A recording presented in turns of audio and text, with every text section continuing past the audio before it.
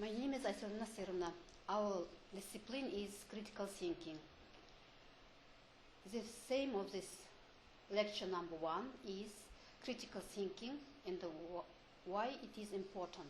The aim of this theme is to approach critical thinking process.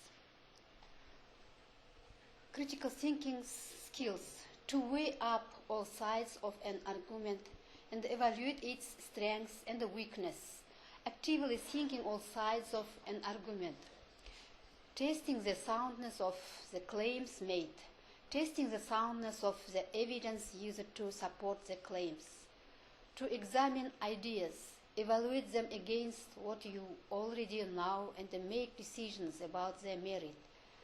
The aim of critical thinking is to try to maintain an objective position.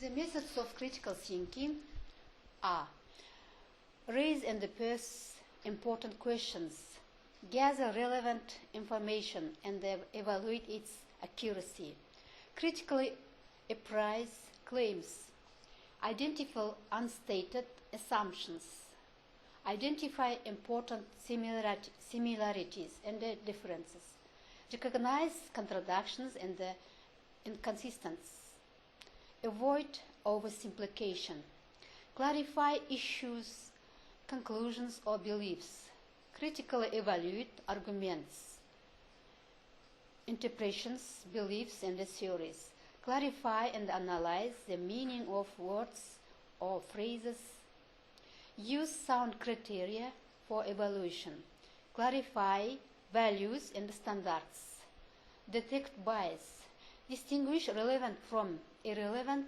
questions, date, claims or reasoning, transfer insights to new contexts, make interdisciplinary connections, arrive at well-reasoned conclusions, make well-reasoned inferences and predictions, compare and contrast ideals with actual practice, locate gaps, evaluate one's own reasoning, analyze and evaluate arguments, interpretations, beliefs, practices and policies including their consequences, communicate effectively with others, make interdisciplinary connections, explore thoughts underlying feelings underlying thoughts. Critical thinking is new information which hasn't yet become familiar. Person begins to think deeply, seeks to find answer when he understands something new and achieves its value. The philosopher John Dewey said, "Thinking comes from any difficulty, discomfort or doubt. Thinking begins with a deadlock and when you have to make choices. Person examines many solutions through them, puts them in the balance and the values and the concepts, their intuition and their needs, and tries to find solution or make to right decision, distinguishing between right and wrong. He seeks an alternative to his decision, makes new suggestions and predictions. Critical thinking is also autonomy, independent judgment. Richard Paul, one of the most influential thinkers, said, "In this changing world, one shouldn't rely on one's own instincts to form their own opinions about viability, value and necessity. Critical thinking means to look deep, dig deeper, study, weigh in and out, ask yourself questions." Benefits of critical thinking. Critical thinking is integral to making decisions that do more good than harm. Any intervention, including use an assessment instrument, may harm as well as help. For example, using invalid assessment measures may result in selection of services that do more harm than good. As a critical thinker, you are more likely to discover problem-related circumstances, select effective practices and policies, make accurate predictions, accurately assess the likelihood of attaining hoped of outcomes, and make timely changes in plans. Because you critically appraise claims, you are less likely to be bamboozled by deceptive research, misleading advertisements, and quackery. You are more likely to detect flawed arguments and recognize errors, mistakes as learning opportunities.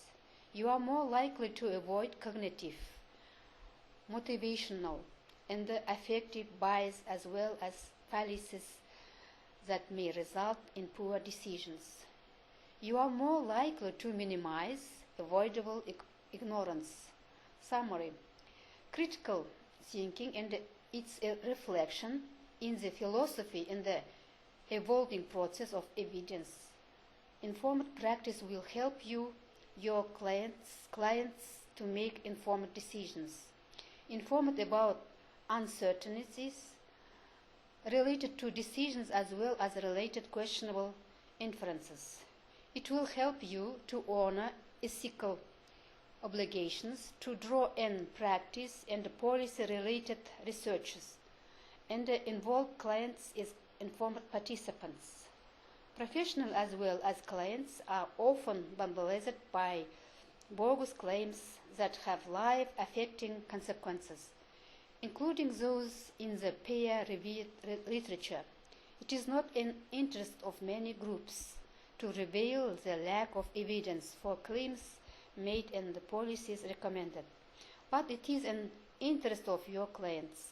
Problems may be created or may remain unsolved because we rely on questionable criteria to evaluate claims such as tradition, popularity, and authority. Critical appraisal skills and a critical spirit contribute to finding out who has full appraisal skills and a critical spirit. Contribute to finding out who has fooled you.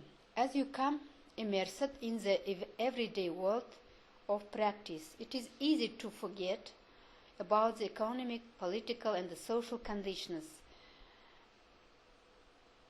and the great social problems such as poverty and the lack of affordable housing, which in turn may increase individual distress. Labeling such distress as a disorder further observes these influences. This medicalization of problems in living such as anxiety and depression distracts attention away from corporate interest in profit of our expense. Personal barriers include lack of education and critical thinking, including attention to common fallacies and the cognitive bias, misunderstanding of science and how well we learn, reverence for experts and overconfidence. Critical thinking is the process of evidence-based practice in the scientific reasoning or regard criticism, self-correction as essential toward reasoning or regard understanding. All encourages you to challenge assumption, consider well understanding. All are anti-argued opposing views. Check your reasoning for errors. All are anti-argued oscillation. Differences, disagreements, and errors are viewed as opportunities to learn to correct mistaken beliefs. All are designed to make the invisible visible, include uncertainties related to decisions. Because you are more likely to question assumptions, avoid influence by weak appeals, use language effectively, and minimize bias and fallacies. You are more likely to understand problems and appraise accurately value of intervention, evaluation options. You are less likely to harm clients. You are more likely to spot bogus options. You are less likely to harm clients. Many costs of thinking critical about beliefs and actions are quackery. Many costs of not thinking critical about beliefs and actions are hidden, such as failure to detect harm in the name of helping.